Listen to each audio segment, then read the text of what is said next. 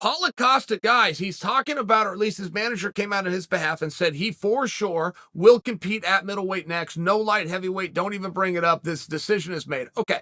Where does Paulo Costa fit into middleweight? Where does Paulo Costa fit into the UFC?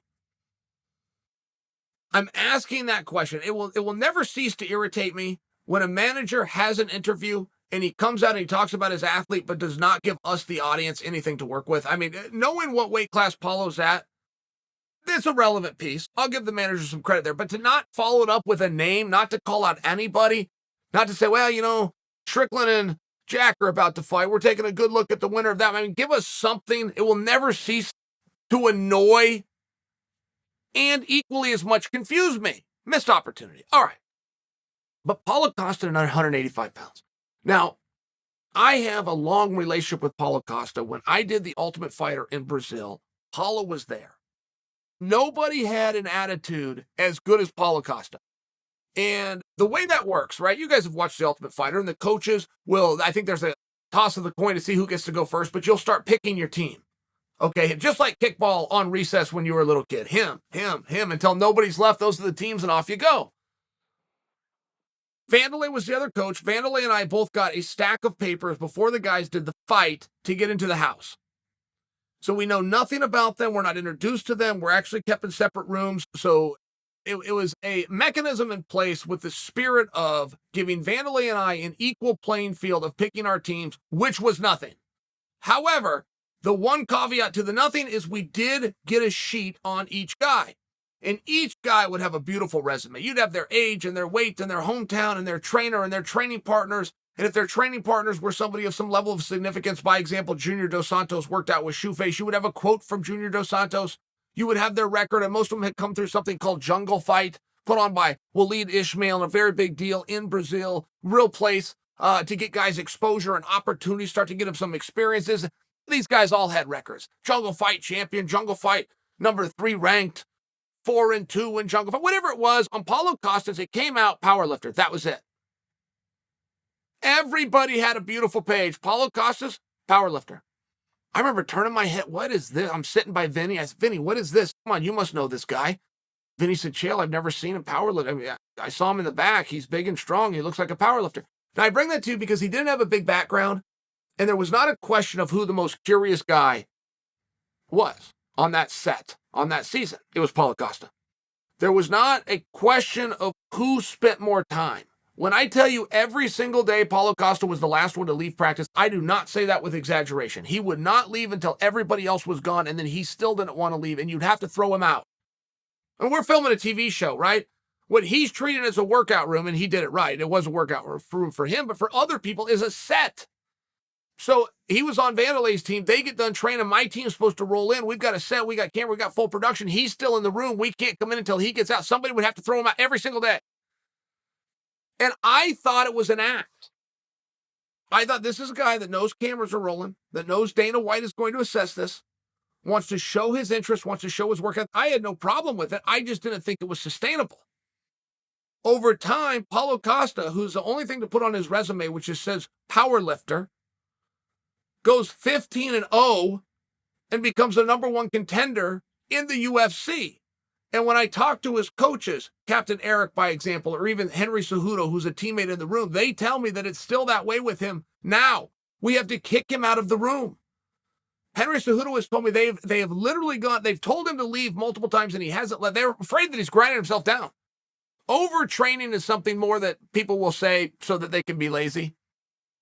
But every now and then you get a guy that overtrains and he will grind himself down, right? It's just iron on top of iron. It just starts to chisel away. Henry told me they've had to turn the lights out. They've told him to leave repeatedly. He won't leave. They have to turn the lights out to get him going. Just a really hardworking guy.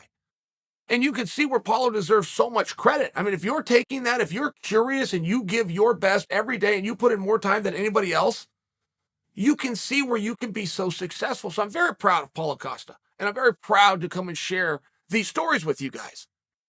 Hold that thought. I have a college teammate, Daryl Christian. He's now coaching. And Daryl won everything you could win. Daryl's coached guys to world championships. Daryl's beaten Olympic medalist. He won the U.S. Open. He won it multiple times. The guy is just an athletic wonder. But when Daryl's career ended, he shared something with me, which is now that my career is done, I've never forgot this. Now that my career is done, Daryl talking, I do not look at guys just for the events and the tournaments that they conquered. I will also look at a guy for his ability to extend his career. I had to stop because I couldn't go anymore, but I see other guys go another decade. I want to know what their secret is. I view them differently. I will look at their training as better than mine because they're able to extend their career.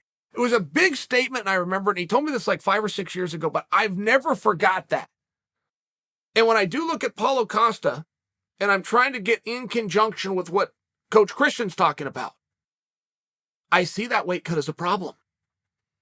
There are plenty of fights I want to see Paulo do at 185 pounds. No question. I know Sean Strickland specifically has called him out. Boom, you've got my interest. Nobody wants to fight Paulo Costa. He is a Terminator, for sure. Guys will fight him. Nobody wants to fight. Sean said that he wants to fight him. Boom, you've got my attention. But I could play that game 5, 6, 7 different ways. There's a number of guys who I would like to see in there with Paul. A lot of good matches. That's my point. A lot of good parity. There's more parity for me at 205 pounds, and I think that there's more opportunity for Paulo Costa. I don't know that the road back to Izzy Adesanya or a match with Izzy Adesanya is going to be much different, but I do think opportunity at 205 pounds, I think they're going to continue to play musical chairs there. I mean, just during the pandemic, I never know what the years are. Are you guys that way? Like, this pandemic has thrown everything off.